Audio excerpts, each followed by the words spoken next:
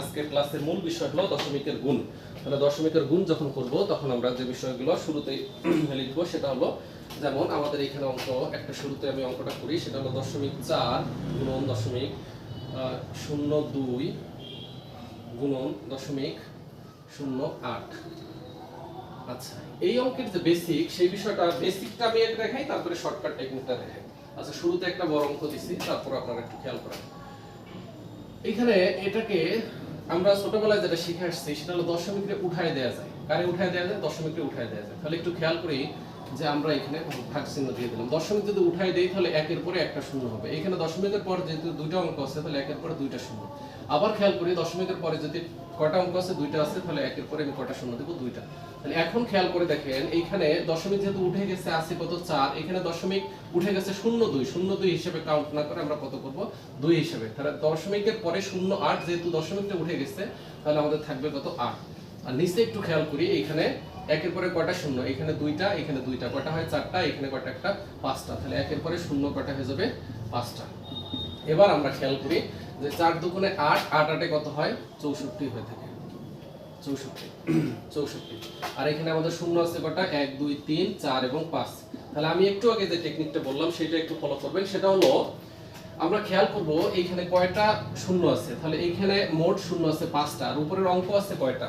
2 অঙ্ক বিশিষ্ট একটা সংখ্যা, সেটা হলো 64। তাহলে নিচে শূন্য আছে 5টা, কিন্তু উপরের অঙ্ক আছে কয়টা? 2টা। তাহলে আমরা তাহলে কি লিখবো? উপরের সংখ্যা 2টা আগে লিখলাম 64, কিন্তু আমার শূন্য আছে কতটা? 5টা। তাহলে আমাদের কয় ঘর আগে লাগবে? 0.5 ঘর আগে লাগবে। তাহলে আমাদের এইখানে আছে 2টা, লাগবে কয়টা?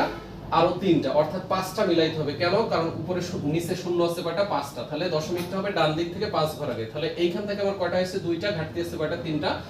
আমি এখানে 3টা বসাই দিলাম, দশমিক দিলাম। তাহলে একটু খেয়াল করে দেখেন, 2 অঙ্ক বিশিষ্ট সংখ্যা, তার নিচে আছে কয়টা শূন্য? 5টা শূন্য। তাহলে 64টা লিখলাম, 5টা মিলানোর জন্য 3টা শূন্য দিয়ে দিলাম। আশা করি এতটুকু পর্যন্ত আপনারা বুঝতে পারছেন। এখন আমি আপনাদের যে টেকনিকটা দিয়েছিলাম সেই টেকনিকটা যদি একটু খেয়াল করেন, সেই টেকনিকটা আচ্ছা আমি একটু লিখি। এই সেম অঙ্ক যদি লিখি 0.4 গুণন 0.02 গুণন 0.08। এই অঙ্কটার সমাধান কি হবে? আমরা বলছি যে দশমিককে আগে পূর্ণ সংখ্যা বিবেচনা করতে হবে। তাহলে এটাকে আমরা যদি বিবেচনা করি 4 গুণন 2 গুণন 8, তাহলে 4 দুগুণে 8, 8 8 কত হয়? 64 হয়। এবার আমরা খেয়াল করব এখানে দশমিকের পরে কয় অঙ্ক আছে? এক অঙ্ক। এখানে কয় অঙ্ক? 2 অঙ্ক। 1 আর 2 3, আর এখানে কয় অঙ্ক? 2। তাহলে 5 অঙ্ক, মোট 5 অঙ্ক। তাহলে অঙ্ক আছে কয়টা আমার? 2টা, আর লাগে কয়টা? 3টা। আশা করি আপনারা বুঝতে পারছেন। আচ্ছা, নেক্সট যে অঙ্কটা আমরা করব সেটা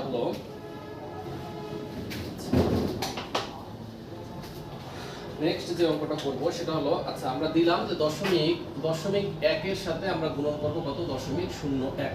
তাহলে এই অঙ্কটা কিভাবে করব? আমরা পূর্ণ সংখ্যা বিবেচনা করব। তাহলে 1 রে 1 বিবেচনা না করে কি করব? 1 আর 0.01 যদি দশমিকটা উঠাই দেই তাহলে 0 1 থাকে। আমরা জানি 0 1 যা 1 তা, তাহলে 1 থাকে। তাহলে দেখেন দেখি 1 আর 1 গুণন করলে কত হয়? 1। এবার আমাদের খেয়াল করতে হবে দশমিকের পরে এখানে কয়টা অঙ্ক আছে? একটা। এখানে দশমিকের পর কয়টা অঙ্ক আছে? 2টা। তাহলে একটা আর 2টা কয়টা হয়? 3টা। কিন্তু আমাদের এখানে অঙ্ক আছে কয়টা? একটা। তাহলে আমাদের লাগে কয়টা? আরো 2টা, 0.001। আশা করি এতটুকু পর্যন্ত আপনারা বুঝতে পারছেন। আচ্ছা, এরপরে যদি আমি আবার একটা সংখ্যা লিখি 0.1 গুণন 0.01 গুণন 0.001। এবার খেয়াল করেন দেখি, তাহলে এইখানে সংখ্যাগুলোকে আমরা পূর্ণ সংখ্যা বিবেচনা করব। তাহলে ধরলাম যে এখানে 1 আছে, এখানে 1 আছে, এখানে 1 আছে। তাহলে 1 আর 1 গুণন করলে 1, আবার 1 এর সাথে 1 গুণন করলে কত হবে আমাদের? 1। এবার খেয়াল করে দেখেন দশমিকের পরে এখানে অঙ্ক আছে কয়টা? দশমিকের পরে এখানে অঙ্ক আছে একটা, এখানে কয়টা আছে? 2টা, এখানে কয়টা আছে? 3টা। তাহলে 1 আর 2 3, 3 3 কয়টা হয়? 6টা। তার মানে দশমিকের পরে আমার মোট 6টা অঙ্ক লাগবে। কিন্তু খেয়াল করবেন এখানে অঙ্ক আছে কয়টা? এখানে অঙ্ক আছে কিন্তু একটা। তাহলে আমাদের অঙ্ক লাগে আরো কয়টা? আরো 5টা লাগে। 1 2 3 4 5। তাহলে একটু খেয়াল করে দেন দশমিকের পরে এখানে একটা, এখানে 2টা। তাহলে 2টার একটা 3টা, 3টার 3টা 6টা। আর প্রথমে এই সবগুলো সংখ্যাকে আমি পূর্ণ সংখ্যা বিবেচনা করছি। তাহলে 1 1 1 গুণন করলে 1 হলো, আর এখানে যেহেতু মোট দশমিকের পরে 6 অঙ্ক আছে তাহলে 6টা মিলাই দিলাম। আচ্ছা, এরপরে আমরা যে সংখ্যাটা নিয়ে আলোচনা করব সেটা হলো আচ্ছা এরপরে 0.2 গুণন 0.2 গুণন 0.2। আচ্ছা, মনে করেন এরকম একটা সংখ্যা আছে, সেক্ষেত্রে আমরা কি করব? আচ্ছা আমরা একটু খেয়াল করি, সেটা হলো তাহলে প্রথমে এই সংখ্যাগুলোকে আমরা পূর্ণ সংখ্যা বিবেচনা করব, তাই না? তাহলে পূর্ণ সংখ্যা যদি বিবেচনা করি তাহলে 2 দুগুণে কত হইতেছে 4, 4 দুগুণে কত হইতেছে 8। এবার আমরা খেয়াল করব এখানে দশমিকের পরে কয়টা অঙ্ক আছে। এইখানে একটা আছে, এইখানে একটা আছে, এইখানে আছে। তাহলে মোট অঙ্ক কয়টা হলো? 3টা হলো। কিন্তু আমাদের এখানে অঙ্ক আছে কয়টা? একটা। তাহলে আর অঙ্ক লাগে কয়টা? 2টা। এই 0 2টা বসাই দিলাম। তাহলে এখন খেয়াল করব। তাহলে প্রথমে আমরা কি করলাম? প্রথমে এগুলোকে পূর্ণ সংখ্যা বিবেচনা করলাম। দশমিক কিন্তু আমরা বিবেচনা করব কি? পূর্ণ সংখ্যা। আমরা ধরে নিব যে এখানে দশমিক নাই।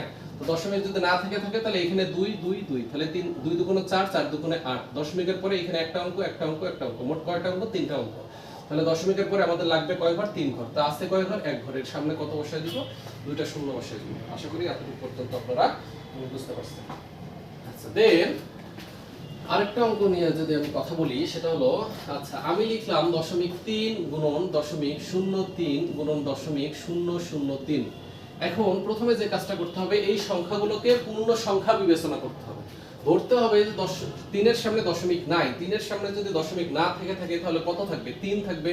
তারপর এই 0.3 এর সামনে যদি দশমিক না থাকে তাহলে ধরলাম যে এই সংখ্যাটা হলো 3। দশমিক যদি উঠায় দেই তাহলে 0.3, 0.3 ও যা, 3 ও তা। আবার এই দশমিকটা যদি আমরা বিবেচনা না করি তাহলে 0.003, তাহলে 0.003 ও যা, এই 3 ও তা। এখন আমরা খেয়াল করব 3 3 9, 3 9 27। এখন আমাদের বিবেচনা করতে হবে এই দশমিকের পরে কয়টা অঙ্ক আছে। এখানে একটা আছে, এখানে 2টা আছে। তাহলে এখানে একটা, এখানে 2টা, কয়টা হয়? 3টা। এখানে কয়টা আছে? 3টা। তাহলে মোট কয়টা লাগবে? 6টা। দশমিকের পরে মোট কয়টা সংখ্যা লাগবে? 6টা সংখ্যা লাগবে। এখানে আমরা খেয়াল করব দশমিকের পরে কয়টা অঙ্ক আছে? 2টা আছে। তাহলে লাগে কয়টা? 4টা।